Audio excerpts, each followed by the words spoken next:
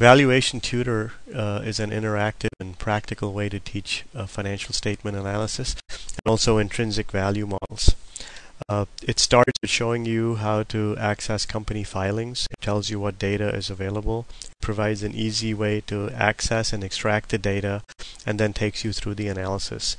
It comes with a pre-prepared data set of over 1,000 companies, so you can study those companies without having to go through the data extraction yourself, but you can certainly use it to compare the data to the actual filings. And then it takes you through the analysis. It's got a full textbook on financial statement analysis and valuation.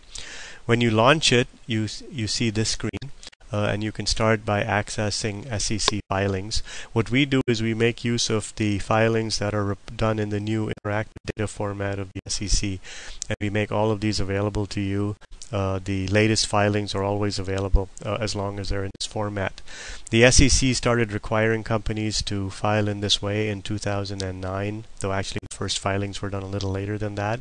And in June of 2011, everyone is required to file in this way. So the data set is going to get enormously much larger as time goes on. So anyway, let me show you how you access SEC filings. So I do this, and when you launch the viewer, you will see on the left panel the actual filings, and on the right panel our textbook. It also has this tab called the data collector that I'll go through with you in just a minute.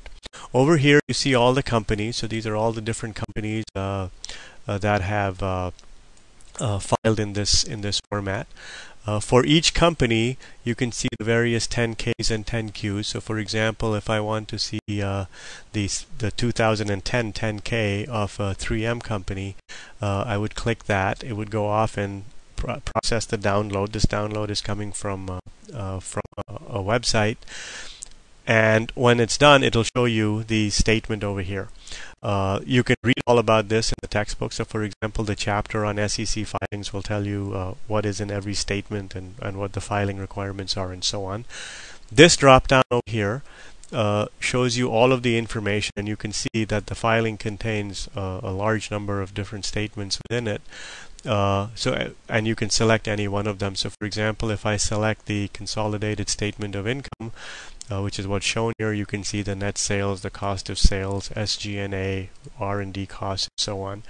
The data collector that I mentioned before allows you to collect data not just for one company, but if, for example, if you were comparing sales for a group of companies, so I would simply say double-click net sales for 3M, and you see over here that has been stored for me. And if I take another company, say Agilent Technology, so I'll search for it. AGIL is what it starts with. That's their statement of operations.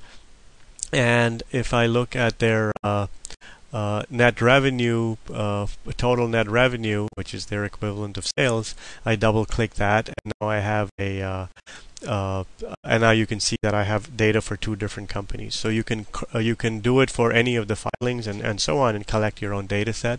When you have this data, you can move a row up or down. You can auto-fit it and so on, and then you can copy it. And once you copy it, you could launch, for example, an Excel spreadsheet and paste it in, and then the data is stored for you, and then you can do with it whatever you want. Okay, so that's the SEC viewer. Now let me show you quickly how you use the information. And so I'll select financial statement analysis and valuation. When you start, you have to pick a data set, either the textbook data set, which is the data set of all of the examples that are in the textbook, or you can download the current FTS data set. This is the data set I mentioned before of about 1,500 or so companies. So let me do that. You can see it's bringing them in and processing it, analyzing the contents, and there we go. Let me make this a little bit smaller so it fits into the video screen over here. So you can see the main screen. The financial statement analysis part is in this tree at the very top. The textbook is to the right. And you can see the topics you can study here. We start with common size analysis. So if I pick a company like 3M, let me just stick with that, and I want to look at some of the major variables, it'll present it for you in this format. So for example, from the income statement, we're showing you the sales, the cost of goods sold, the gross margin, which is in green here, means it's computed by the program. These other fields are coming, the ones in with the blue background are coming directly from the statements. This is shown as a percentage of total assets. If I click on sales here, it'll show it to you as a percentage of sales. And then these are under the statement column are the raw values from the financial statements. So if you want to compare our data set to the raw values, I can bring up a pop-up viewer. Let me just make it a little bit smaller. I'll hide the right panel since I don't need the textbook right now. And this is our data comes from the latest 10K, which is the February 10K. And if I click on that, once it processes the download and gets the data, you will see this number of net sales is 26,662. That's exactly the number that's in our data set. The cost of sales is 13,831. That's exactly the data in our data set. Okay, so let me minimize the viewer for a second. So we start with common size analysis, and the big thing about doing a common size analysis is to get a feel for the data. Beyond understanding variables scaled on a common dimension like assets or sales. One other feature is the subset of stocks. If you look at all of the stocks in our data set, you may not be interested in looking at all of them. So you can select a subset of stocks by clicking that, and a window comes up, and you can pick individual stock and turn them in and on and off, but you can also do it, for example, by index. So let me just look at all of the stocks that are in the Dow Jones Industrial Average. So I will only select those stocks, unselect everything else, and click OK, and now you will see just these big stocks appear in my drop-down.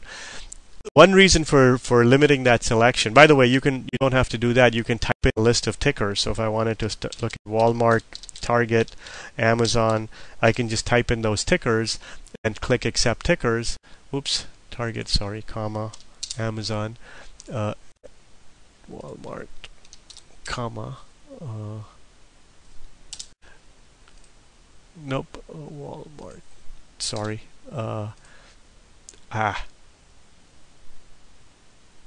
Okay, let me just not do any typos. So I typed in Walmart, Target, and Amazon, and I click Accept Tickers, and now my drop-down has only these three stocks in it. One button that's very useful is this one called Calculate for All.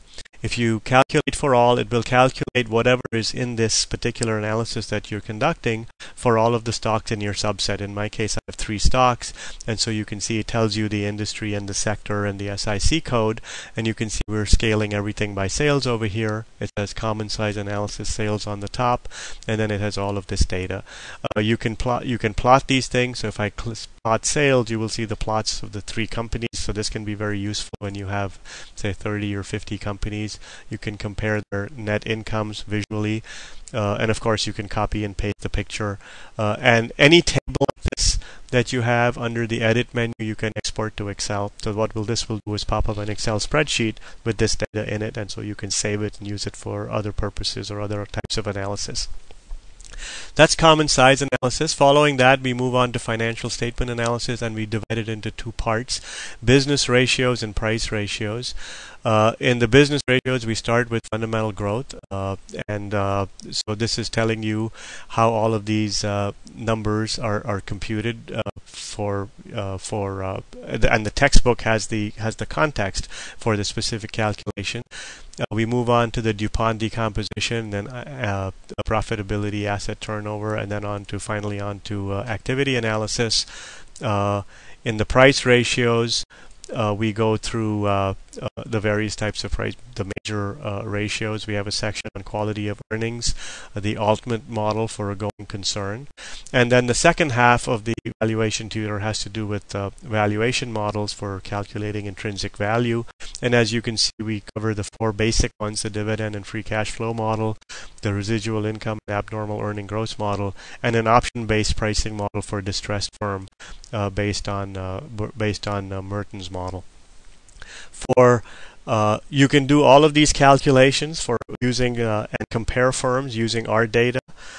Even better, you can always look at the viewer and compare our data to what you have, what is actually in the financial statement. So you have a step-by-step guide.